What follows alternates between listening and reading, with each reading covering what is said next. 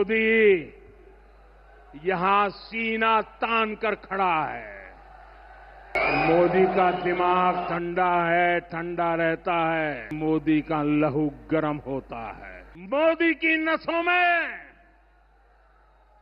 लहू नहीं, गरम सिंदूर बह रहा है।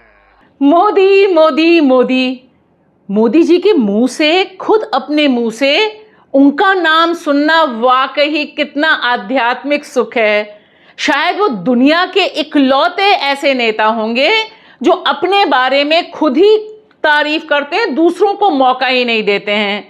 जिस तरह से देश के प्रधानमंत्री नरेंद्र मोदी ने राजस्थान बीकानेर जाकर ऑपरेशन सिंदूर पर राजनीति खेलना शुरू की, वह तो होना ही था, क्योंकि मोदी हैं तो मुमकिन है। लेकिन यहां पर डायलॉग में बड़ी प्रॉब्लम सी दिखाई देती है। यह डायलॉग तो हमने आपने सबने बहुत सुना था, ओम शांति ओम का, एक चुटकी सिंदूर की कीमत तुम क्या जानो रमेश बाबू। यहां तो मोदी जी ने बिल्कुल उसे पलट दिया और सिंदूर को ही खून में उतार दिया। गरम सिंदूर बहता है। अब बताइए, ऐसा डायलॉग डिलीवरी, अभी तक खून बह रहा था और सिंदूर तो औरतें अभी तक मांग पे लगाती रही हैं मोदी जी, लेकिन आप क्या जानो।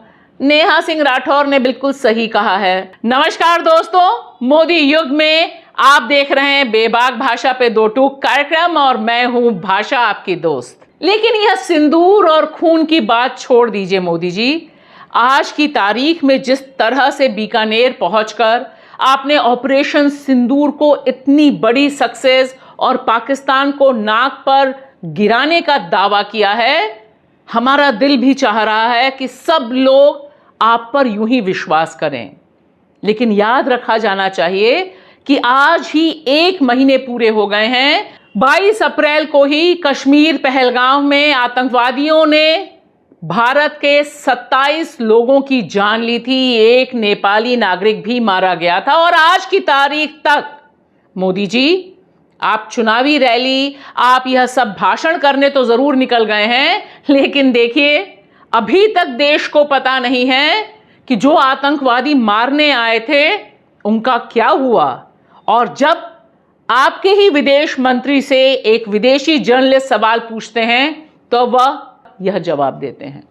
Did you catch the ones that murdered those 26 tourists? I think we were able to identify who they were because there were pictures of them. और निश्चित तौर पर मोदी जी, जितनी भी डायलॉग डिलीवरी हो जाए कि खून गर्म है, दिमाग ठंडा है, सब कुछ ओके है मोदी जी, लेकिन जिस तरह से ऑपरेशन सिंदूर पर आपने पॉलिटिकल बैटिंग शुरू की है और आपके इस तरह के पोस्टर्स लग रहे हैं हर गली मोहल्ले नुक्कड़ पर, उससे एक बात साफ हो गई है कि आप जनता जनार्दन को यह बताने की कोशिश कर रहे हैं, भाषण ही नहीं बाकी इन पोस्टर्स के जरिए भी, कि दरअसल सीमा पर आप ही लड़ने गए थे। अब दिल पर हाथ रख के कहिए कि क्या आपको विरोध नहीं करना चाहिए आपकी अपनी पार्टी का, कि आपको सैनिक के तौर पे ना दिखाए, लेकिन आप तो मौके पर चौका लगाते हैं और आपदा में अवसर ढूंढते हैं। इसीलिए ना इस तरह का भाषण आप बीकानेर में जाकर देते हैं, वह भी तब जब आप मजबूर होते हैं कि देश की जो डिप्लोमेसी है, कूटनीति है, उस पे आप बैकफुट पे गए हैं और 51 लोगों का पूरा दल भेज रहे हैं विदेश में अलग अलग जगहों पर, ताकि वे बता सकें कि मोदी सरकार ने क्या अच्छा काम किया ऑपरेशन सिंदूर के जरिए। लेकिन यहां सवाल बहुत बड़े हैं। यह सवाल कांग्रेस की प्रवक्ता सुप्रिया श्रीनेत भी बहुत दो टूक लहजे में पूछ रही हैं। आज पहलगाम के आतंकी हमले को ठीक 1 महीना हो गया। 22 अप्रैल की तारीख को 4 दुर्दांत आतंकवादी हिंदुस्तान की सरहद में आए और हमारे 28 लोगों की, निर्दोष लोगों की निर्मम हत्या करके फरार हो गए।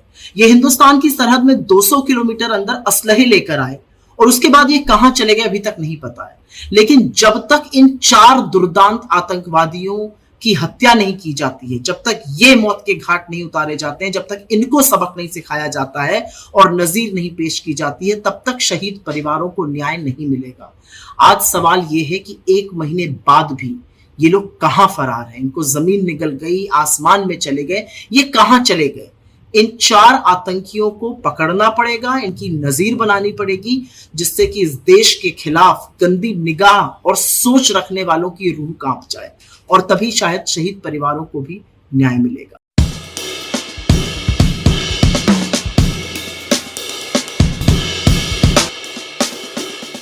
और इसी तरह के सवाल पूछे हैं कांग्रेस के नेता जयराम रमेश ने कि जिस समय आप अपनी छाती पीट पीट कर यह कह रहे हैं कि आपकी वजह से यह जीत हासिल हुई है, उस समय ये जो अनसुलझे सवाल हैं इनका जवाब कौन देगा? मोदी जी।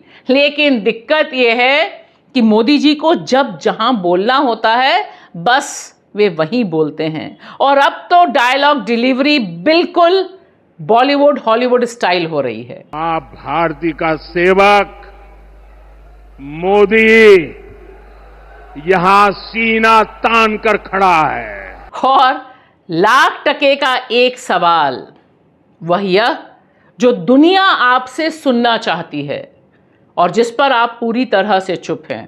आपके यह जो ओल्ड फ्रेंड हैं, यह कम से कम 6 से 8 बार तक अलग अलग मंचों पर जाकर कह चुके हैं कि उन्होंने भारत और पाकिस्तान के बीच सीज फायर करवाई।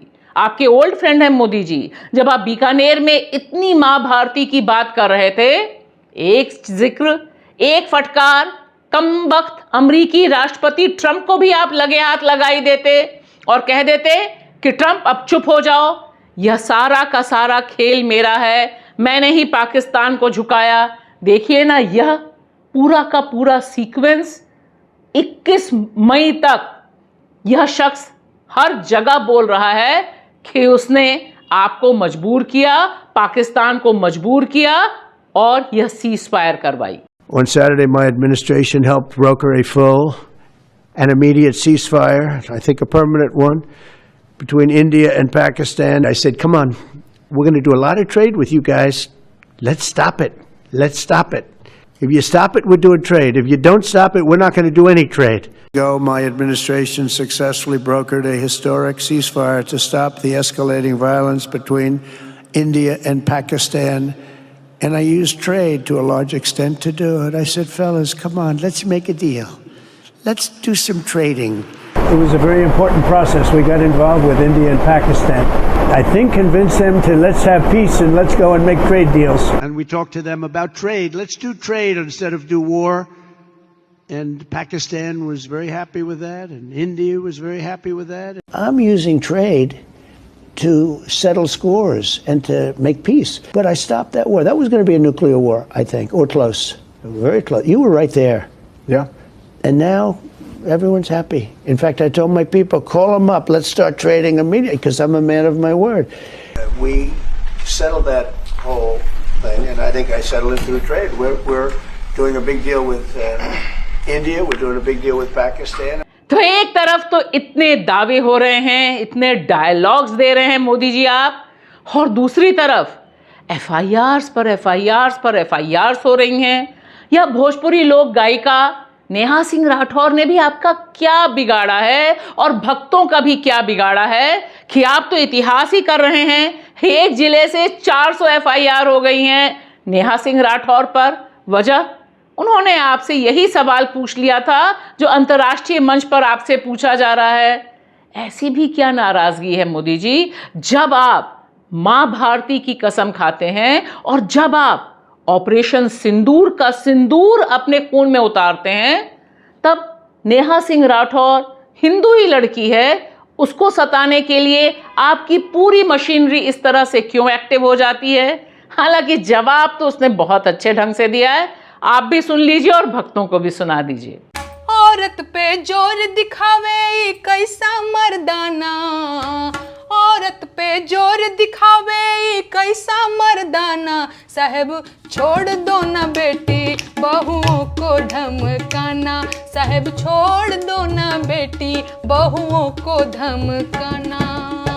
बात बात पे ये एफआईआर करवाना, बात बात पे ये एफआईआर करवाना, साहब छोड़ दो ना बेटी बहुओं को धमकाना, छोटी छोटी बातों पे हो जाते हैं वो फायर, अमेरिका के कहने पे कर देते सीज फायर। तो डायलॉग पे डायलॉग तो मोदी जी बहुत अच्छे मान रहे हैं, लेकिन जो सवाल हैं वो अपनी जगह हैं और उन सवाल को पूछने का काम हम आपकी मदद से बेबाक भाषा पे कर रहे हैं। आपसे अपील है, देखिए, लाइक करिए, शेयर कीजिए हमारा YouTube चैनल और ज़्यादा से ज़्यादा तक लोगों तक पहुंचाइए ताकि सच जिंदा रहे। शुक्रिया।